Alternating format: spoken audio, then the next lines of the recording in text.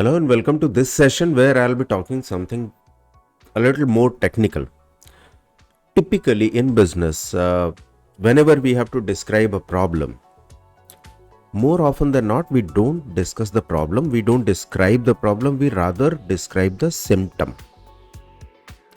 Now, I'll give you an example.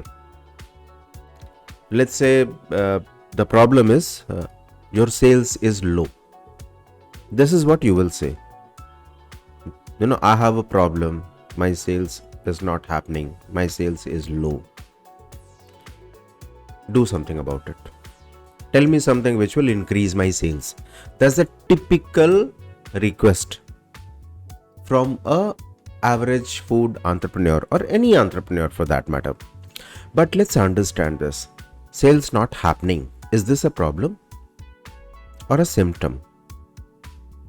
This is rather a symptom which tells you something is wrong in your business. You understand the point where I'm talking? So, you go to a doctor, you tell him, I have fever, I have, cough. These are symptoms. He checks it out, measures it, and then finds out the root cause. The root cause is you having an infection.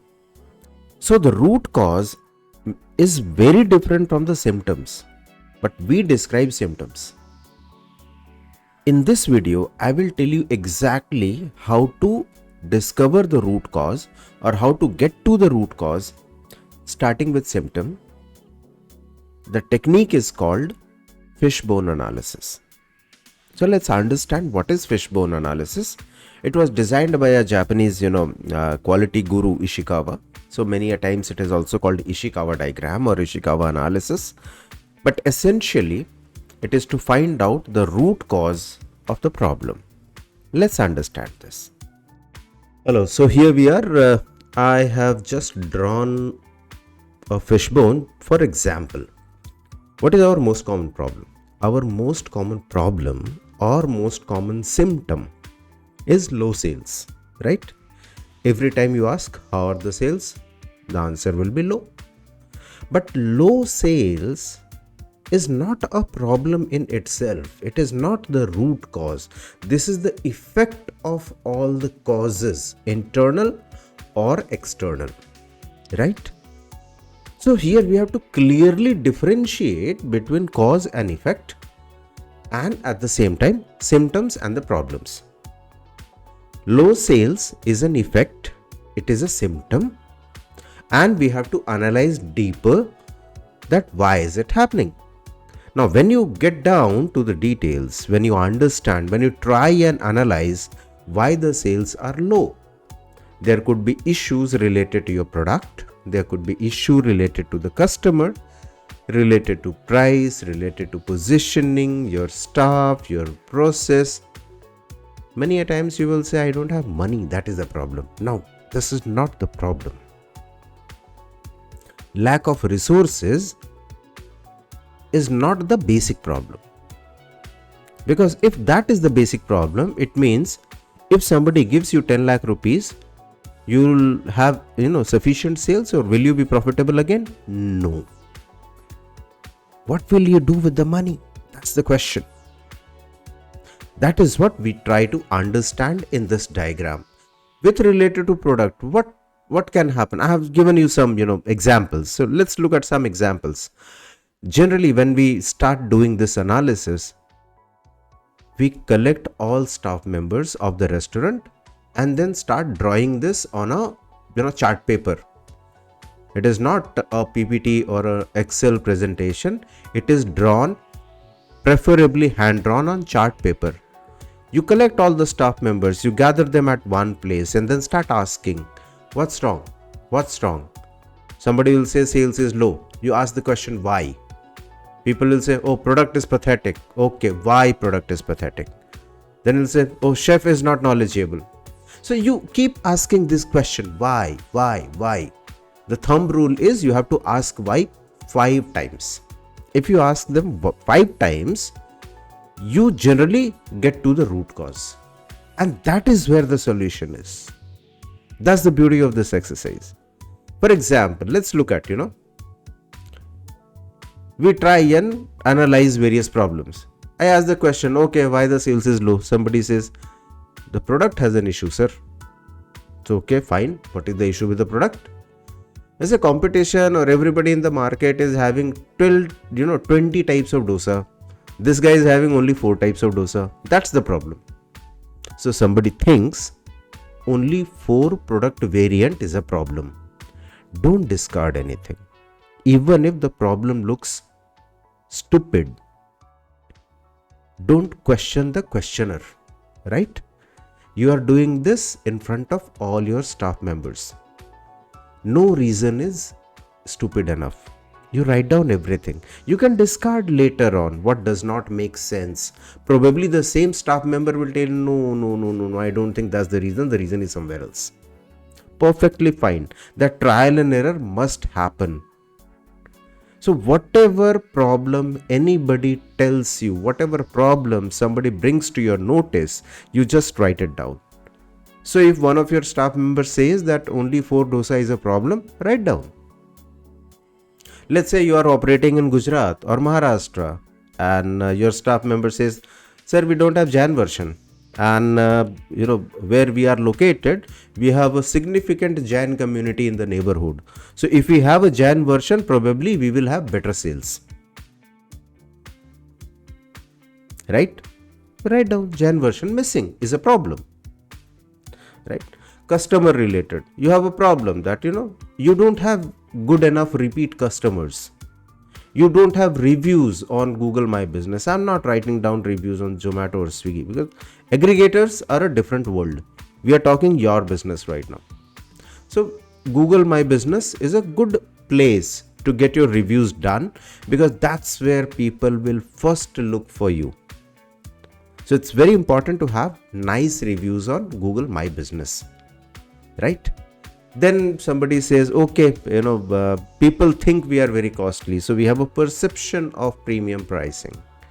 At the same time, somebody will say, no, this another dosa store just across the street is offering buy one, get one. Another guy is offering, buy 2, get 50% off, some kind of offer. And that is why our sales is low. Please remember, most of the time when you ask why your sales is low, people will first look at outside world. Economy is bad. Your competition is very aggressive. Your country's government is pathetic. The politicians, they just ruin the whole thing. GST is a problem. Earlier, Notbandi was a problem. So everything is a problem. When you ask what is wrong with you, then people don't have an answer. So rather than looking external world for the problem, we first need to analyze our internal systems. So if you look at all these, product, price, process, staff, positioning, customer, none of them are external. I have written down only internal issues. You need to analyze that first because that's the only thing you can control. If there is COVID in the world, what will you do? Can't do anything, right? So that is beyond your control. Something which is beyond your control, what will you do after root cause analysis? You can't do anything. So forget it. Ignore it. Only tackle those problems, only tackle those causes which you can address yourself. So aggressive competition, we write down, okay, fine. You think aggressive competition is a problem, we write it down. What we will analyze, is our offers good enough? Do we stand a chance in front of, aggressive competition? That's what our strategy would be. But the problem is competition is aggressive. So, okay, fine, written. Staff is an issue. Somebody says, your staff doesn't stick. Your manager is saying, the boy, the chef, the helpers, the commies, I recruit them 2-3 months, they run away. 4 months, they run away. They go for leave, they never come back. They say they are going for, 2 days leave and they come back after 15 days. These are the problems with staff. Your staff is not good. That's why you have low sales. Fair enough. I just write down, average staff duration is less than 6 months is a problem. Something about process. Somebody may point out, when this Zomato guy comes for delivery, we don't know where to give him. Sometimes the cashier gives him parcel, sometimes the chef gives him, sometimes the waiter gives him parcel. So we don't have a standard process. We don't know. That Zomato guy also doesn't know from where to pick it up. So we don't have pickup process. But very important, when I'm talking about pickup process, all of a sudden it should ring a warning bell inside your head that what about 100 other processes which we must have in our restaurant? Where are they? So practically, suddenly you realize, oh my God, you don't have anything written down. It is all, working with God's grace and nothing is sheer luck, maybe. There is not a single book, not a single document where all the processes are written. We don't train staff that these are our process and this is how he is expected to behave. He is expected to behave as and when the owner says something or as and when the manager feels like saying something.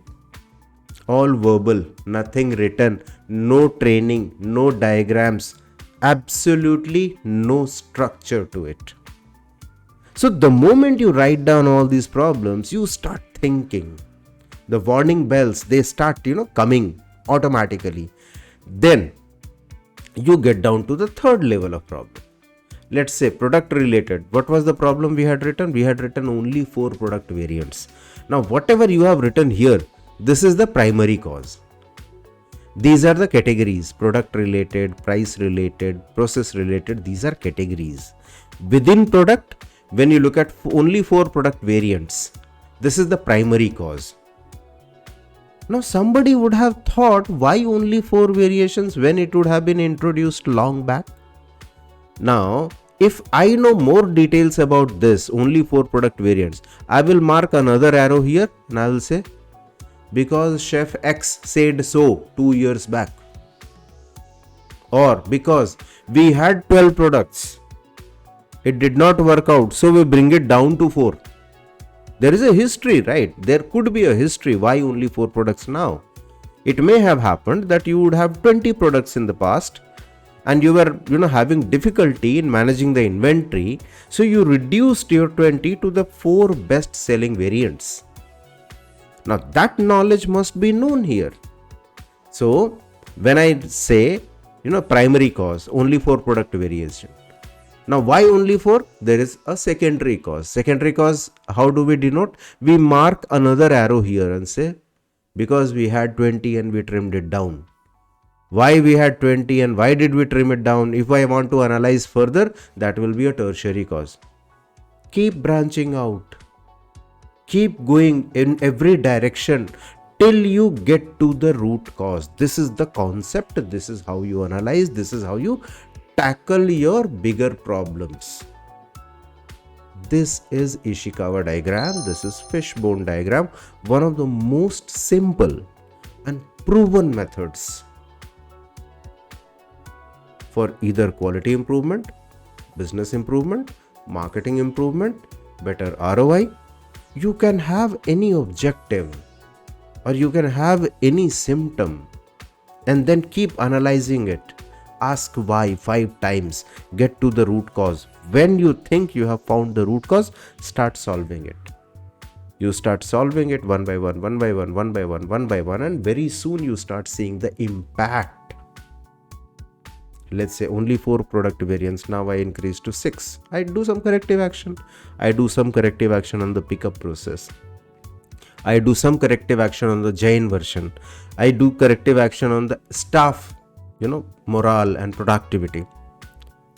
First month, nothing happens. Second month, nothing happens. Third month, all of a sudden, 30% increase in sales. This is how it brings results. That is why it is powerful. That is why it is executable. You don't need a corporate office to execute this.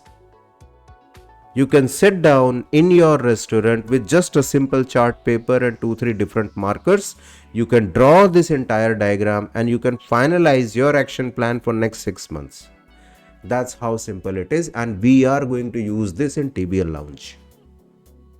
When I decode the entire TBL methodology, you will understand why this is important and how impactful it can be, right? The idea in this video was just to expose you with this technique.